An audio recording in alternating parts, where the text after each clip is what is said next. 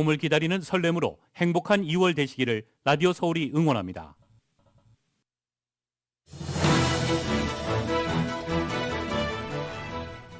LA 메트로가 인력 부족으로 인해서 오는 20일부터 전체 버스 노선의 운행 시간을 축소한다고 발표했습니다. 교내 총기 난사 사건을 막기 위해 학교에서 학생들의 가방과 사물함 그리고 자동차를 수색할 수 있도록 허용하자는 법안이 주의회에 상정됩니다. 한인들의 올해 설 송금액이 지난해보다 늘었습니다. 환율 상승과 함께 송금으로 안부를 전하려는 마음이 작용한 것으로 보입니다. LA 카운티의 코로나19 확진자와 확진율 그리고 병원 입원 환자는 계속 줄어들고 있습니다. 하지만 사망자 수는 하루 100명대를 유지하고 있습니다. 미군 3,000명이 동유럽에 추가 배치됩니다. 나토는 환영의 뜻을 나타냈지만 러시아는 이번 결정을 비난했습니다. 조 바이든 대통령이 5년 전 시작한 암 문샷 프로젝트를 재점화한다며 앞으로 25년간 암 사망률을 최소 절반 수준으로 줄이겠다는 목표를 제시했습니다. 유엔 안전보장이사회가 오는 금요일 북한의 중거리 탄도미사일 발사에 관한 비공개 회의를 개최합니다. 주요 대선 후보 4명이 참여하는 첫 TV 토론회가 열립니다. 부동산과 외교, 안보, 그리고 일자리와 성장을 주제로 진행됩니다. 이재명 후보의 부인 김혜경 씨가 공무원 과잉 의전 논란과 관련해서 첫 공식 입장을 내놨습니다. 국민의힘은 과잉 의전이 아닌 불법 행위라며 수사에 응하라고 촉구했습니다. 베이징 동계올림픽이 현지 시각 4일 개막합니다. 베이징 현지에선 성화봉송을 시작하면서 분위기를 고조시키고 있지만 코로나19가 발목을 잡고 있습니다. 오늘 뉴욕 증시는 기술주가 크게 오르면서 강세를 이어갔습니다. LA로는 오늘 밤과 내일 대체로 맑은 날씨 이어지겠습니다. 밤 최저 기온은 41도가량, 내일 낮 최고 66도가량 예상됩니다. 이 시간 주요 뉴스는 공항에서부터 목적지까지 모바일 체크인과 첨단 공기순환 시스템을 통해 안전한 기내 환경과 여행을 제공하는 아시아나 항공 제공입니다. 여러분 안녕하십니까? 김미회입니다. 안녕하십니까? 임승찬입니다. 2월 2일 수요일 라디오 서울 이브닝 뉴스 1부 시작하겠습니다.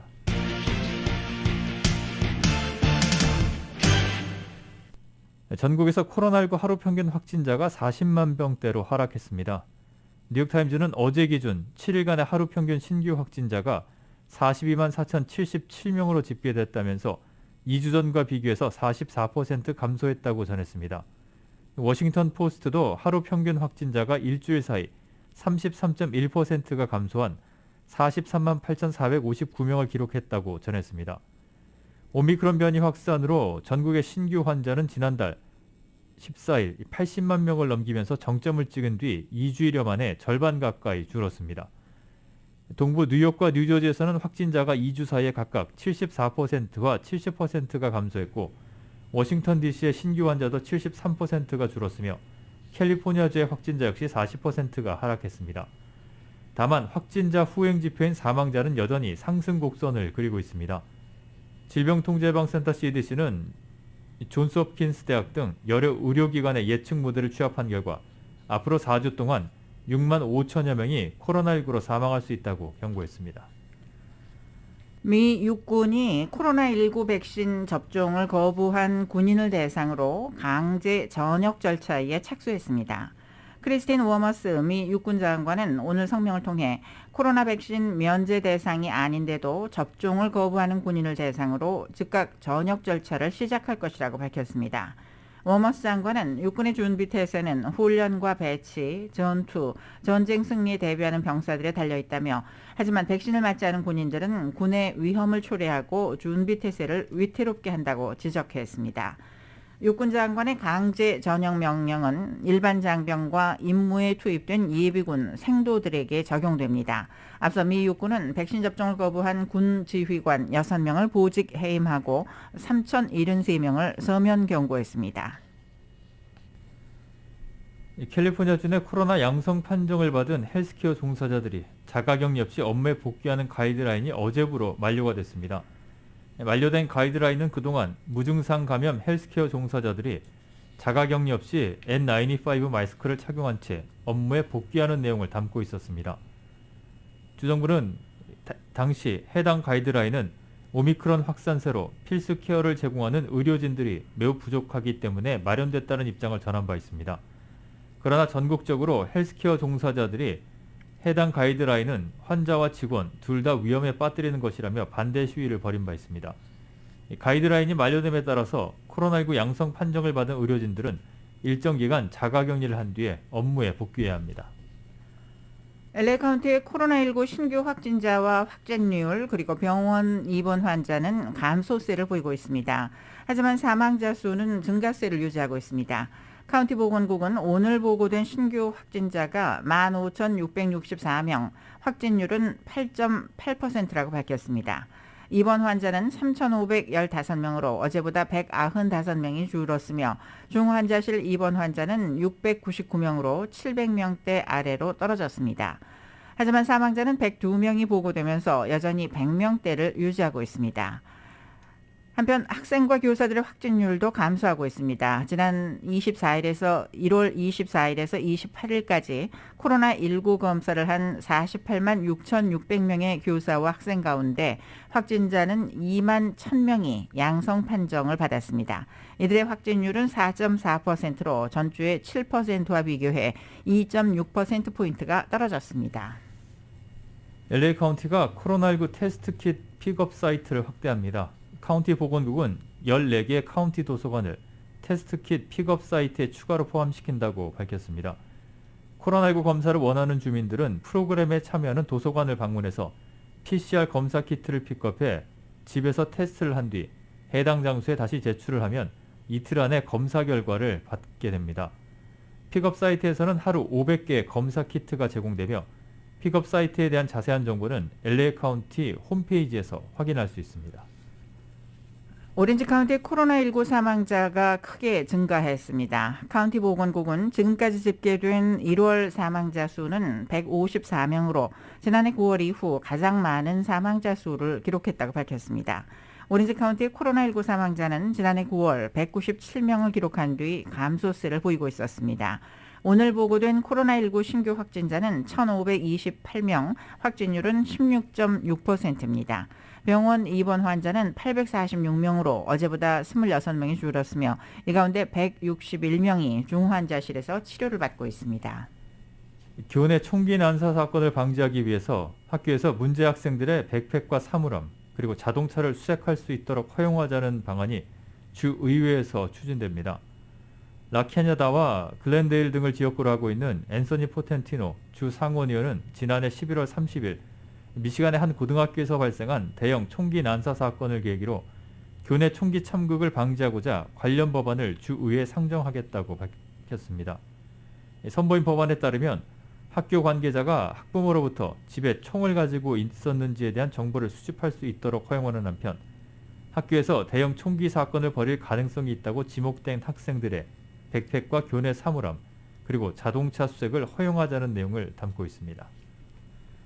미주 한인들의 설 송금이 지난해보다 큰 폭으로 늘었습니다. 환율이 좋은 데다 팬데믹으로 고국 방문이 어려워지면서 설 송금을 통해 가족이나 친지에게 안부를 전하려는 마음이 작용한 것으로 보입니다.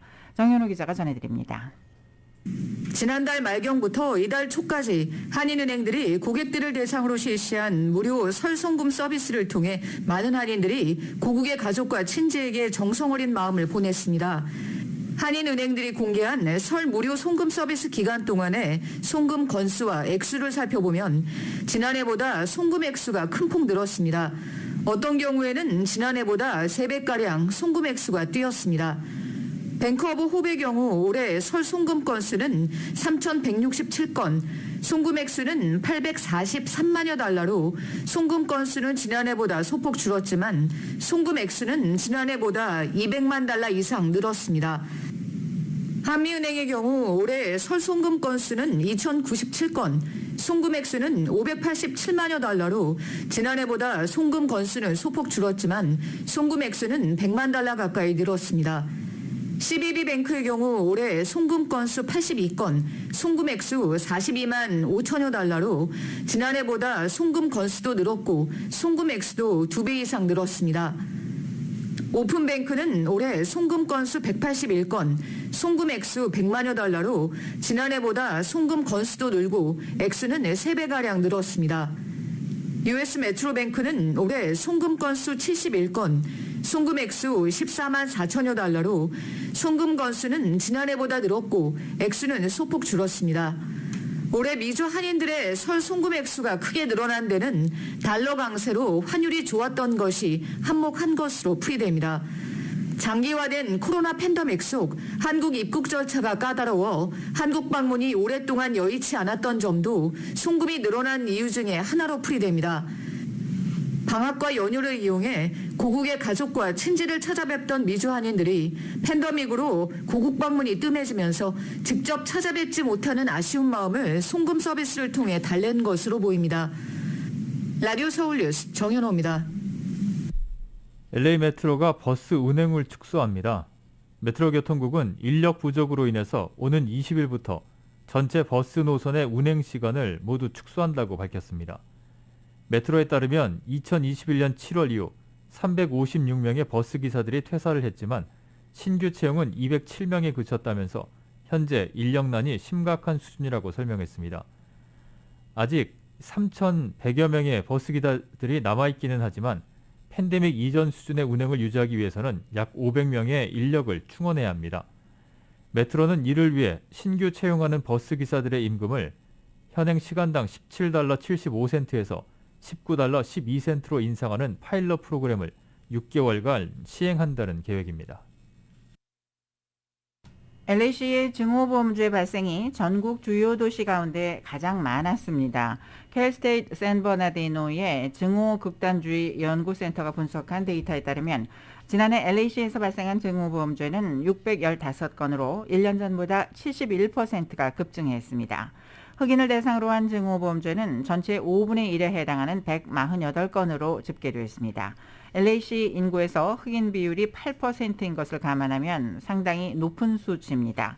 성소수자들을 대상으로 한 증오범죄는 132건을 기록했고 아시안 대상 증오범죄는 41건으로 집계됐습니다.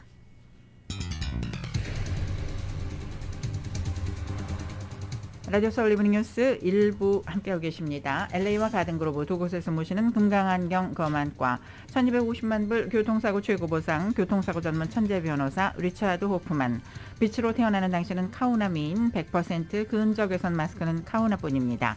정직한 빛 카후나 LED 마스크, 온오프 PRGR, 야마하 14, M뉴 스포츠, 전미국 독점 총판, 올림픽 골프 공동 제공으로 함께하시겠습니다.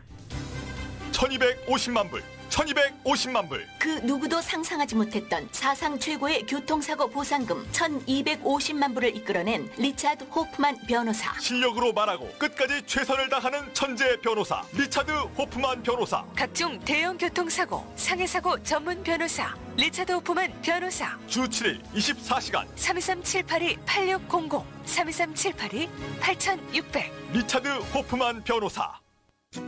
검정콩 순두부 전문시장 수라원 생순두부. 검정콩의 놀라운 영양 성분을 한 뚝배기에 가득. 면역력에 탁월한 성분이 검정콩에 가득가득. 매일 아침 수라원에서 직접 만드는 검정콩 생순두부. 재래식으로 만들어 고소함과 영양이 그대로 살아있는 수라원의 검정콩 생순두부. 올림픽과 카탈리나에 위치한 수라원 순두부는 213-383-7317, 383-7317.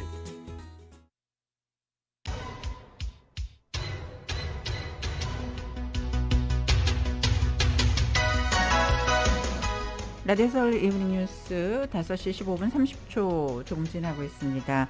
이 시간 각 프리웨이 구간들의 교통 상황 잠시 살펴보겠습니다. 먼저 110번 프리웨이 노스 방면인데요. 원원 애비뉴 인근부터 속도가 뚝 떨어지기 시작하고 있습니다. 특히 마틴 루터 킹 블루버드 구간부터 101번 노스와 교차하는 구간까지 정체가 심한 모습 보이고 있습니다. 이 밖에 5번 프리웨이 사우스 방면도 파라마운트 블루버드 구간부터 정체 심한 모습 보이는데요. 콘코드 스트리트까지 가다서다를 반복하면서 정체되고 있습니다. 교통 위험 신호 켜져 있는 구간들이 있습니다. 히트앤런 사고가 일어난 구간인데요. 210번 프리웨이 이스트 방면 멀틀 애비뉴 구간, 또 추돌 사고가 발생한 구간은 405번 프리사우스 방면 벨플라워 블루버드, 5번 프리사우스 방면 오스본 스트리트 출구에 각각 사고 발생했습니다. 끝까지 안전운전 하시기 바랍니다. 교통 상황이었습니다. 네, 이브닝 뉴스 1부 함께하고 계십니다. 유엔 안전보장이사회가 오늘 북한의 최근 중거리 탄도미사일 발사에 관한 비공개 회의를 연다고 밝혔습니다.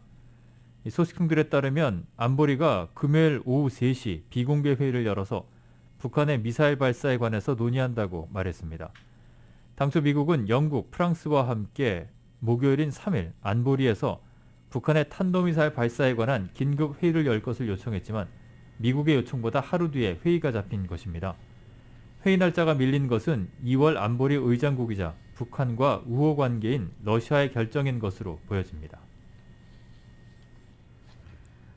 미 국방부가 통상적으로 3월에 실시해오던 한미 연합 군사훈련의 연기 문제와 관련 한국과 협의해 결정할 사안이라고 밝혔습니다.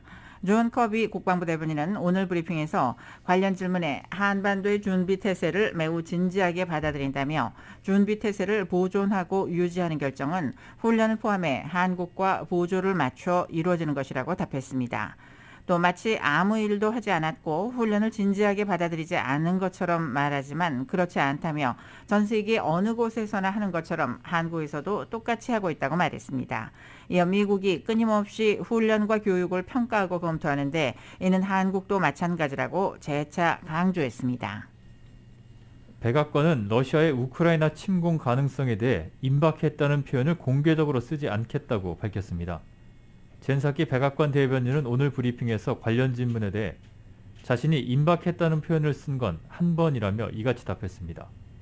사키 대변인은 다른 이들도 한 번 쓴 뒤로는 사용하지 않았다며 블라드미르 푸틴 러시아 대통령이 결정을 내린 것으로 알고 있다는 의도하지 않은 메시지를 보냈기 때문이라고 설명했습니다.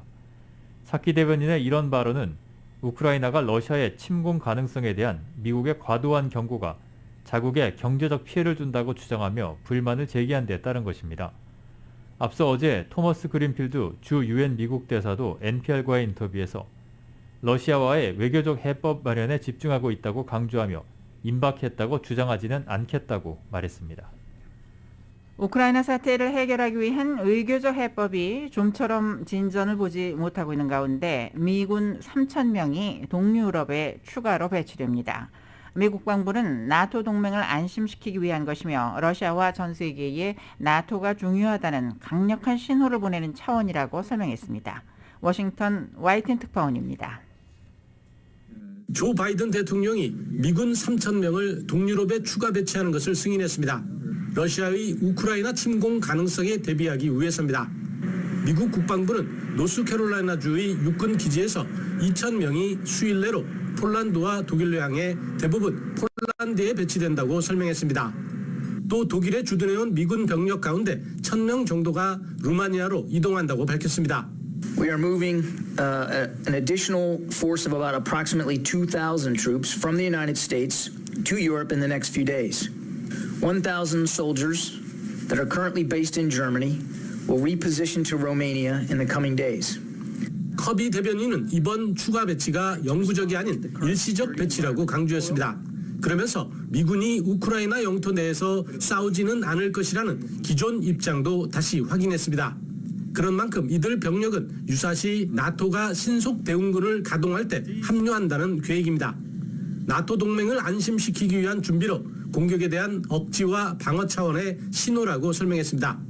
It's important that we send a strong signal to Mr. Putin and frankly to the world that NATO matters to the United States. It matters to our allies. And we have ironclad Article 5 commitments. 또 이 병력은 지난달 로이드 오스틴 국방장관이 유럽 파병 비상대기 명령을 내린 8,500명과는 별개라고 덧붙였습니다. 여기에 추가 병력이 유럽에 배치될 가능성도 배제하지 않고 있다고 말했습니다. 상황에 따라 추가 파병 발표가 있을 수 있음을 내비친 것인데 러시아의 침공 가능성이 커질수록 미군 파병도 더 늘어날 것으로 보입니다. 워싱턴에서 YTN 강태욱입니다. 러시아는 미군 병력 약 3,000명을 동유럽에 추가 배치하기로 한 조 바이든 대통령의 결정을 비난했습니다. 알렉산드르 그루시코 러시아 외무차관은 현지 시간 2일 근거 없이 이뤄진 이 파괴적인 조치는 군사적 긴장을 더하고 정치적 결정의 여지를 좁힐 뿐이라고 주장했습니다. 반면 옌스 스톨텐베르크 나토 사무총장은 이날 발표한 성명에서 독일과 폴란드, 루마니아에 병력을 추가로 배치해서 나토의 집단 억지와 방위를 강화하겠다는 미국의 결정을 환영한다고 밝혔습니다. 스톨텐베르크 총장은 나토의 군사력 전개는 방어적이고 비례적이며 나토가 모든 동맹국을 보호하고 방어하기 위한 필요한 어떠한 조치라도 하겠다는 분명한 메시지를 보낸 것이라고 덧붙였습니다. 조 바이든 대통령이 앞으로 25년간 미국의 암 사망률을 최소 절반 수준으로 줄이겠다는 목표를 제시했습니다. 바이든 대통령은 오늘 백악관에서 의원, 당국자, 암 공동체 회원 등이 참석한 가운데 한 연설에서 5년 전에 시작한 암 문샷 프로젝트를 재점화한다면서 이같이 밝혔습니다. 오바마 전 대통령은 지난 2016년 암 연구를 위해 8년간 18억 달러를 투입하는 계획을 발표했는데 당시 부통령이던 바이든이 이 프로젝트의 책임자를 맡았습니다. 바이든 대통령의 구상에는 암 검진과 조기 발견을 중시하면서 가정 검진 등 접근의 형평성을 제고하는 내용과 함께 코로나19 팬데믹 기간 검진받지 못한 950만 명이 검진을 받도록 하는 계획도 들어 있습니다. 도널드 트럼프 전 대통령이 지난해 1월 퇴임 직전에 의회 역사상 암흑의 날로 기록된 의사당 폭동 가담자들에 대해 전면적인 사면을 검토했다는 보도가 나왔습니다. 정치 전문 매체 폴리티코는 오늘 소식통들을 인용해서 트럼프 전 대통령이 폭동이 발생한 지난해 1월 6일 이후 모든 가담자에 대한 전면적인 사면 발표를 진지하게 검토했다고 전했습니다. 폴리티코에 따르면 트럼프 전 대통령은 퇴임 직전까지 한 고문에게 3차례 전화를 걸어서 자신이 사면 권한이 있는지 좋은 생각인지를 자문했습니다. 또 다른 고문은 폭동 가담자들이 형사적으로 어떻게 기소될 수 있는지, 사면이 이들을 보호할 수 있는지를 트럼프 전 대통령이 물어봤다고 전했습니다.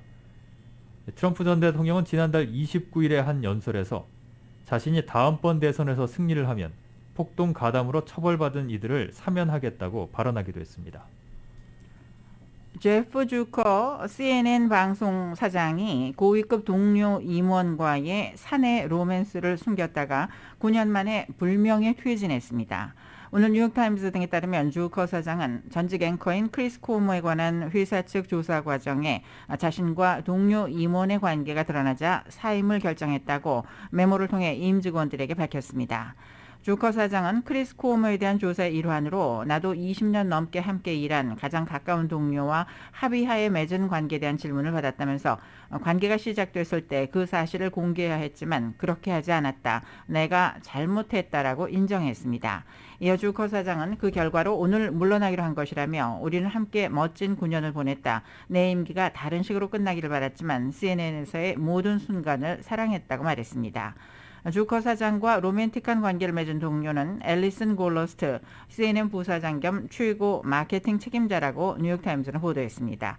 주커 사장과 골러스트 부사장은 모두 이혼한 상태입니다.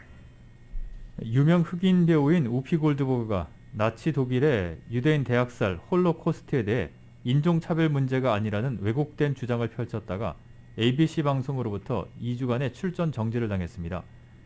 ABC 방송은 오늘 토크쇼 더 뷰의 공동 진행자인 골드버그에 대해서 2주 출연 정지 처분을 내렸다고 밝혔습니다. 킴 고드윈 뉴스 부분 사장은 성명에서 골드버그가 잘못되고 상처를 주는 말을 했다며 골드버그에게 자신의 발언을 반성하고 그 발언이 미친 파장을 깨달으라고 요청했다고 말했습니다. 이어 ABC 뉴스 조직은 유대인 동료와 친구, 가족, 그리고 지역사회와 연대하고 있다고 강조를 했습니다. 골드버그는 지난달 31일 더 뷰에서 퓰리처상 수상작이자 홀로코스트를 다룬 책 G, 더 마우스가 테네시주 맥빈 카운티 교과 과정에서 제외된 것을 두고 의견을 나누다가 홀로코스트는 인종 문제가 아니다라는 문제 발언을 했습니다. 라디오 솔 이브닝 뉴스 1부 함께하고 계십니다. LA와 가든그로브 두 곳에서 모시는 금강안경 검안과 1250만 불 교통사고 최고보상 교통사고 전문 천재 변호사 리차드 호프만 제공입니다. 잠시 후에는 한국 소식 간추려드립니다.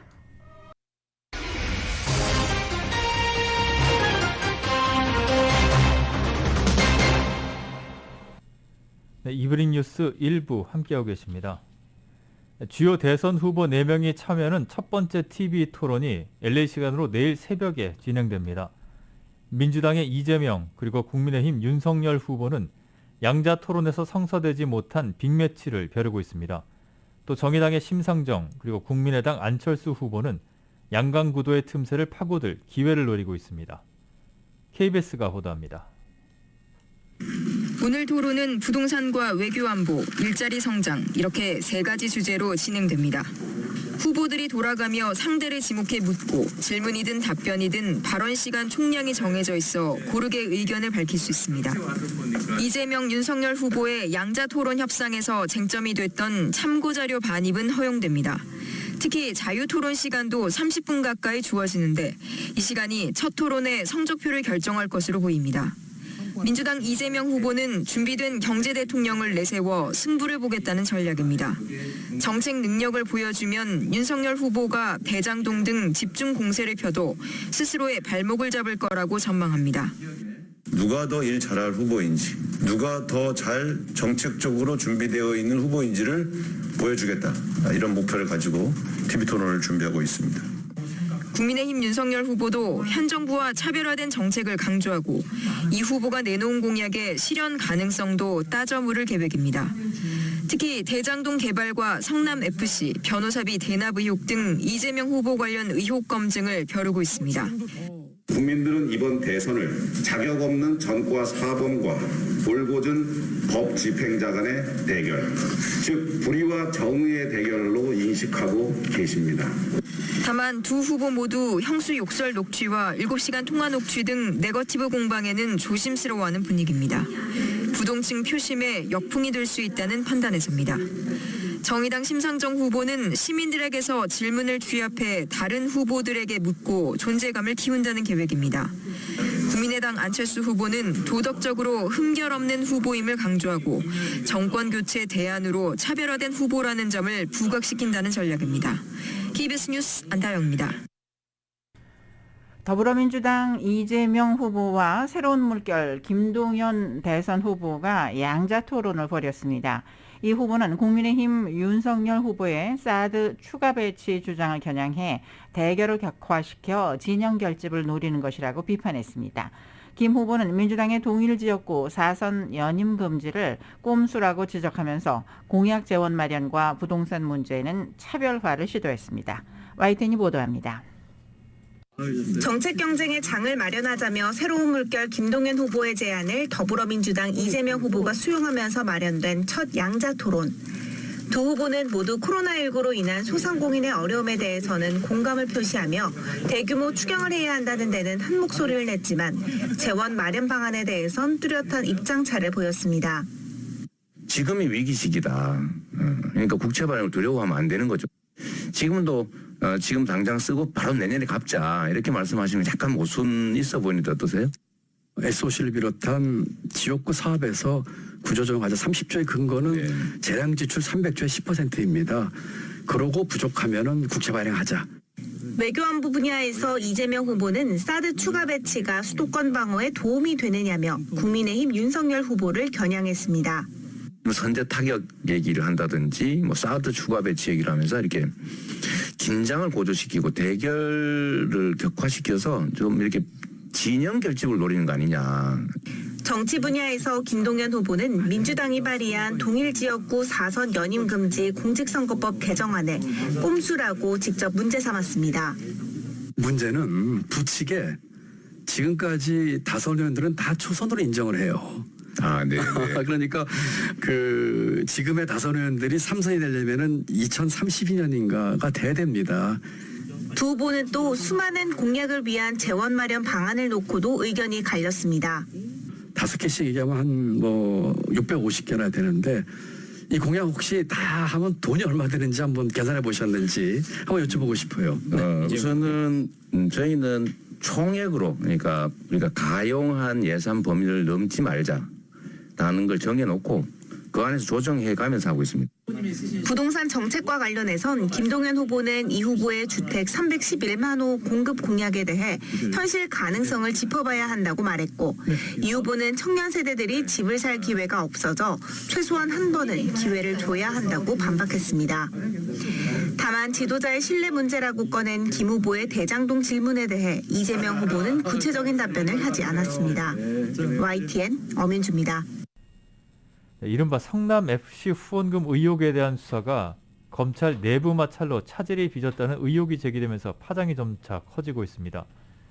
더불어민주당 이재명 대선 후보가 연루된 사건이기 때문인데 사건 처리 과정에 문제가 있었는지 검찰이 진상조사에 착수한 상황인데 설 연휴가 끝난 뒤 본격적인 수사 여부도 윤곽이 드러날 전망입니다.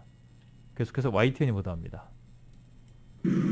이재명 민주당 대선 후보가 연루된 성남FC 후원금 의혹은 지난 2018년 지방선거 과정에서 야권의 고발로 표면화됐습니다. 이 후보가 성남시장 재직 당시 성남FC 구단주로 있으면서 네이버와 두산 등 기업체들로부터 후원금 160억 원을 유치하는 대가로 건축 인허가 등 편의를 제공했다는 게 핵심 내용입니다.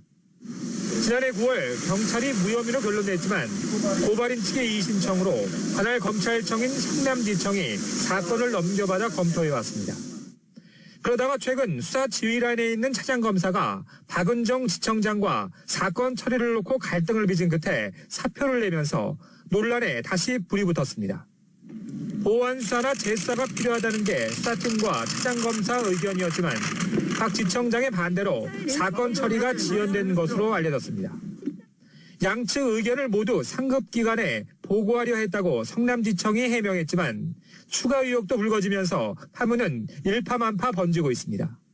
성남지청이 사건 검토 단계에서 성남FC와 관련한 자금 흐름을 파악하기 위해 대검에 금융정보분석원 FIU 자료 조회를 요청했지만 반려됐다는 게 대표적입니다.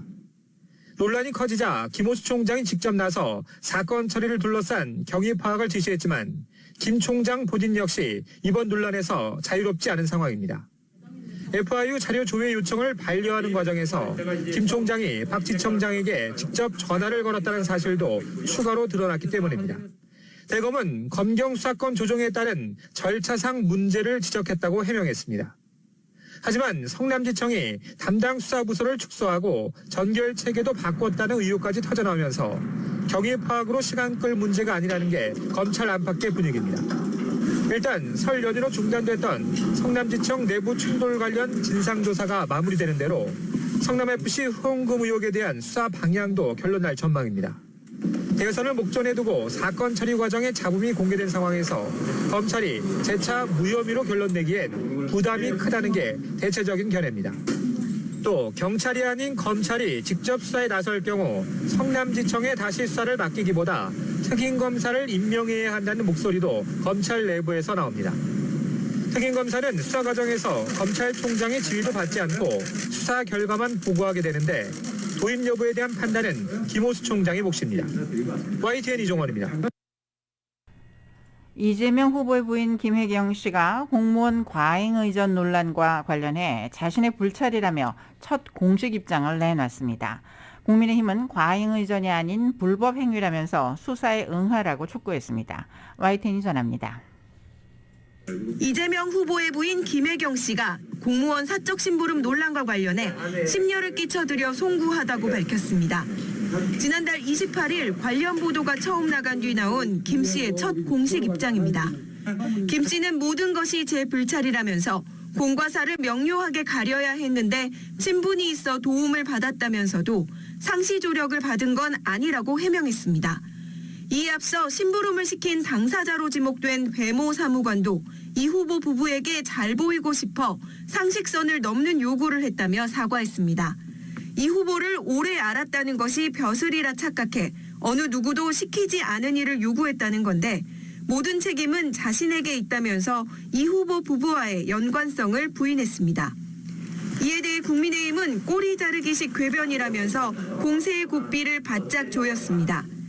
김혜경 씨가 무슨 약을 처방받길 원하는지, 아들이 언제 퇴원하는지 등을 이 후보 부부 모르게 어떻게 공무원이 할 수 있느냐는 겁니다. 또 명백한 불법 행위에 대해 사법당국의 수사에 성실히 임하라고 강조했습니다. 더불어민주당 선대위는 보도 직후 공식 입장을 내지 않았지만 황제 의존으로까지 비화하자 김혜경 씨와 배모 사무관 명의로 잇따라 입장문을 내면서 진화에 나선 가운데 사자TV 토론회에서도 이 문제가 쟁점화될 것으로 보입니다.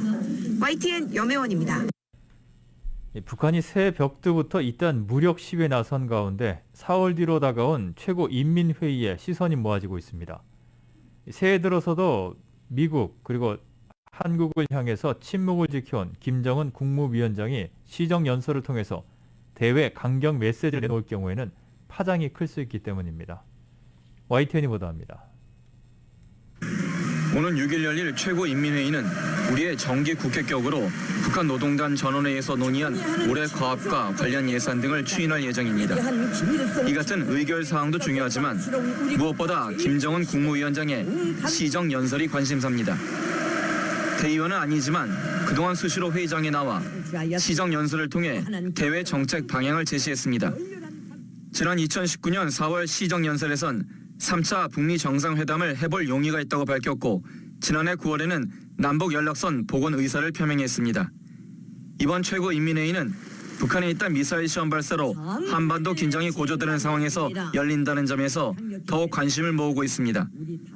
북한은 지난달 19일 당 정치국 회의에서 고강도 전략 도발을 위협한 데 이어 지난달 말 화성 12형 중거리 미사일을 쏘며 4년여 만에 최고 수의 무력 시위에 나선 상황입니다. 하지만 김 위원장이 지난해 10월 국방발전 전람회 기념연설 이후 넉 달 가까이 공개 발언을 삼가고 있어 대외 메시지를 내놓을지는 아직 불확실합니다. 최고인민회의가 열리기까지 그 사이에 미국이 어떤 대응 조치를 취하느냐에 따라서 메시지의 강도라든지 또 시점을 결정할 가능성이 높아 보입니다. 미국의 적대시 정책 우선 철회를 촉구하는 입장에 변화가 없고 한국의 대선 등을 지켜봐야 해 전략적 침묵을 이어갈 가능성도 있습니다. 북한 매체는 최고인민회의를 앞두고 김 위원장이 백마를 타고 질주하는 영상 등을 담은 기록 영화를 공개하며 국방과업 달성과 민생고 해결 등 지난해 성과를 홍보하는 데 힘을 쏟고 있습니다. YTN 이교준입니다. 라디오 서울 이브닝 뉴스 지금까지 한국 소식 전해드렸습니다.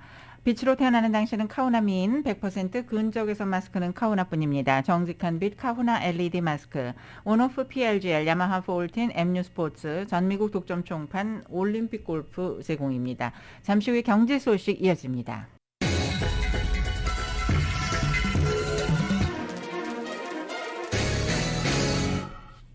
이브닝 뉴스 1부 함께하고 계십니다.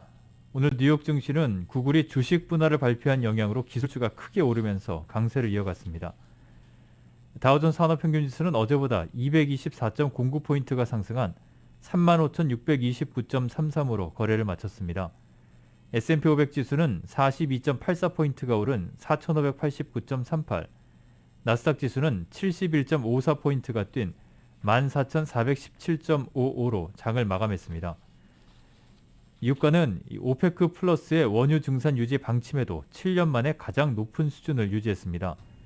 뉴욕 상업거래소에서 3월물 서부 텍사스산 원유 가격은 어제보다 6센트가 상승한 배럴당 88달러 26센트에 거래됐습니다. 서부 텍사스산 원유 가격은 2014년 10월 이후 약 7년여 만에 가장 높은 수준을 나타내면서 배럴당 90달러 선에 바짝 다가섰습니다. 세계 최대 소셜미디어 페이스북의 모 회사 메타가 오늘 시장 예상치를 밑도는 올해 1분기 매출 전망치를 발표했습니다. 메타는 오늘 뉴욕 증시 마감 이후 작년 4분기 실적과 향후 매출 전망치를 공개했습니다. 로이터 통신에 따르면 메타는 1분기 매출을 270억에서 290억 달러로 추정했습니다. 이는 금융정보업체 레피니티브가 집계한 월가의 애널리스트 전망치 301억 5천만 달러에 못 미치는 것입니다.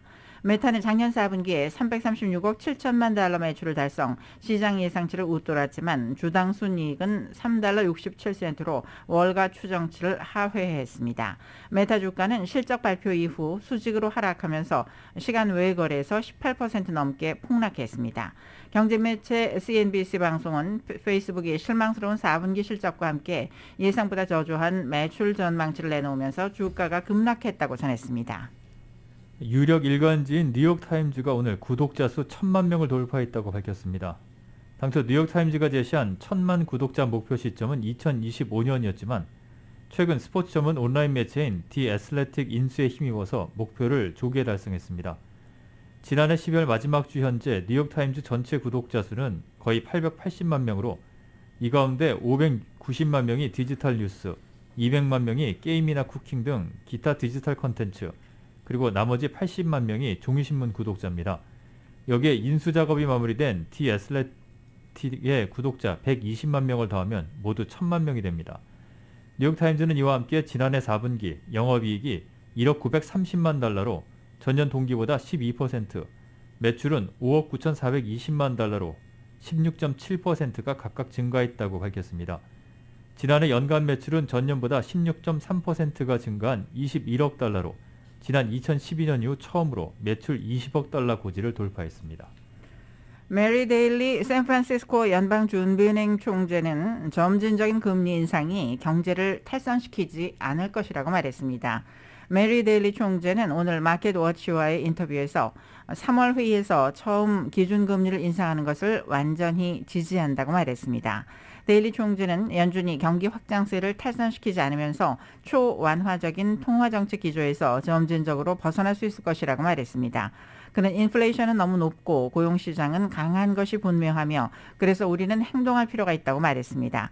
다만 첫 금리 인상 이후 점진적인 추가 금리 인상 시점은 데이터에 달려있다고 말했습니다. 데일리 총재는 올해 걸쳐 정책 금리가 오를 것으로 예상하고 있지만 얼마나 오를지, 얼마나 빠르게 어떤 회의에서 올릴지 그런 것들은 열어둘 것이라고 말했습니다. 1월 민간 부분 고용 증가세가 시장 예상치를 크게 밑돌았습니다. ADP 전미 고용보고서에 따르면 1월 민간 부분의 고용은 전달보다 30만 1,000명이 감소했습니다. 이는 월스트리트저널이 집계한 전문가 예상치인 20만 명 증가에 크게 못 미치는 수준입니다. 지난해 12월 수치는 80만 7,000명 증가해서 77만 6,000명으로 대폭 하향 수정됐습니다. 1월 민간 고용에서 서비스 부분은 27만 4,000명이 줄었고 제조업은 2만 7,000명이 감소했습니다. ADP의 넬라 리처드슨 이코노미스트는 노동시장 회복은 2022년 초 오미크론 변이와 고용 성장에 대한 일시적일 것으로 보이지만 상당한 영향으로 한 발 물러섰다며 대부분의 산업 부분이 고용 감소를 겪었고 2020년 12월 이후 가장 큰 감소세를 보였다고 말했습니다.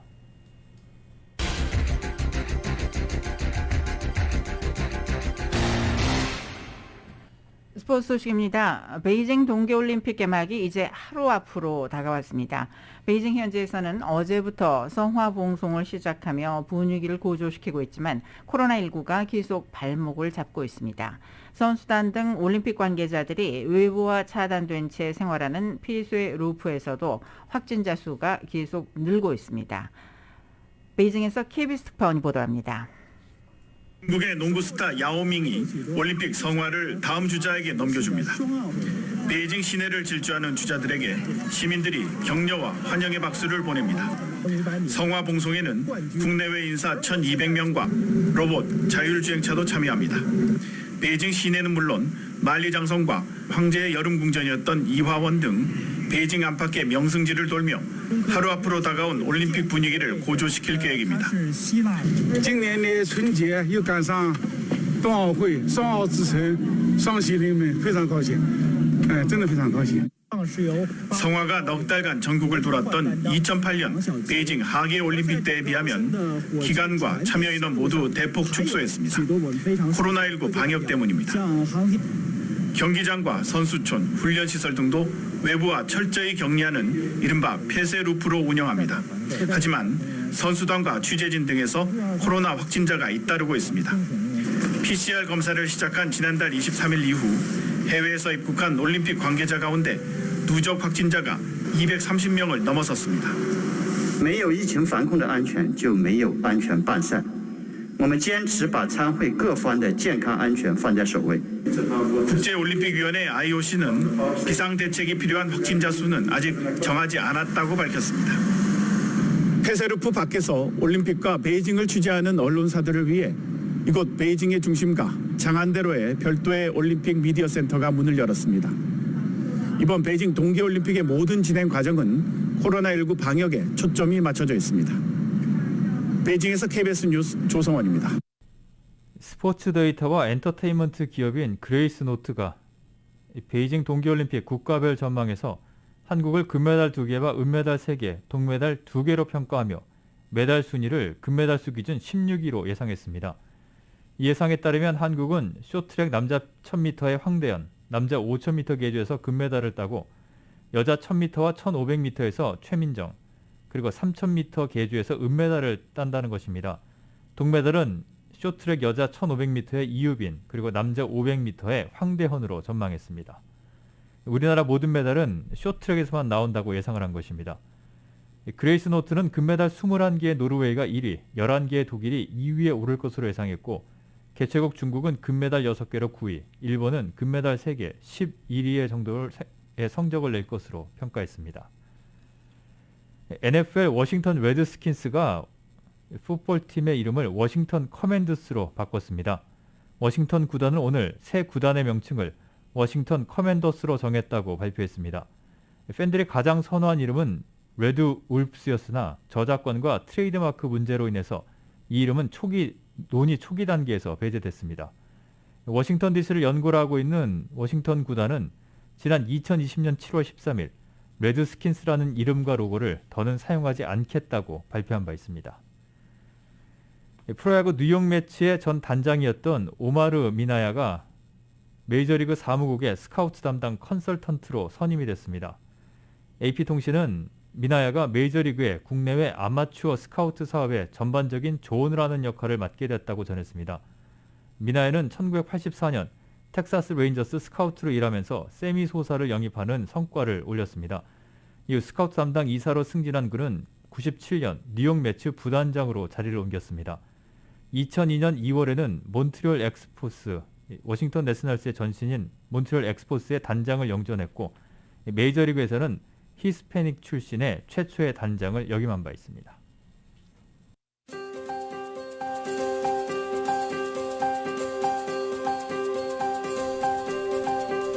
2월 2일 수요일 저녁 라디오 서울 이브닝 뉴스 날씨 알아보겠습니다. 맥도날드에서 소시지나 치킨 맥그리들로 아침을 열어보세요. 맥도날드 제공입니다.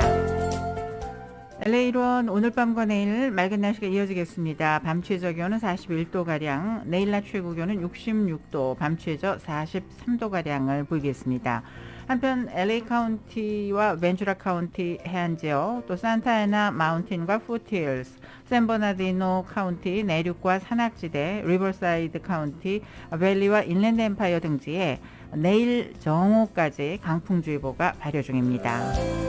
내일 낮 최고 기온 오렌지 카운티 지역은 68도, 밸리와 인랜드 엠파이어 65도, 해안지역 66도까지 올라가겠습니다.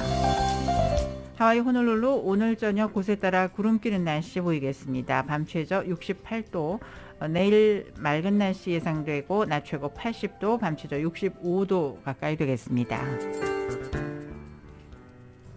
한국 날씨입니다. 중부와 경북 내륙에는 한파특보가 내려져 있습니다. 중부 내륙은 오늘 영하 10도 아래로 기온이 뚝 떨어졌습니다. 북서풍이 계속 불면서 당분간 추위는 계속되겠고, 오는 토요일에는 서울의 아침 기온이 영하 10도까지 내려가겠습니다. 오늘 낮 기온은 한낮에도 0도 안팎에 머물겠습니다. 날씨는 맥도날드에서 소시지나 치킨 맥그리들로 아침을 열어보세요. 맥도날드 제공입니다. 라디오 서울 이브닝 뉴스 1부, 지금까지 LA와 가든그로브 두 곳에서 모시는 금강안경 검안과 1250만 불 교통사고 최고보상 교통사고 전문 천재 변호사 리차드 호프만, 빛으로 태어나는 당신은 카후나 미인, 100% 근적외선 마스크는 카후나뿐입니다. 정직한 빛 카후나 LED 마스크. 온오프 PRGR 야마하 14 MU 스포츠 전 미국 독점 총판 올림픽 골프에서 보내드렸습니다.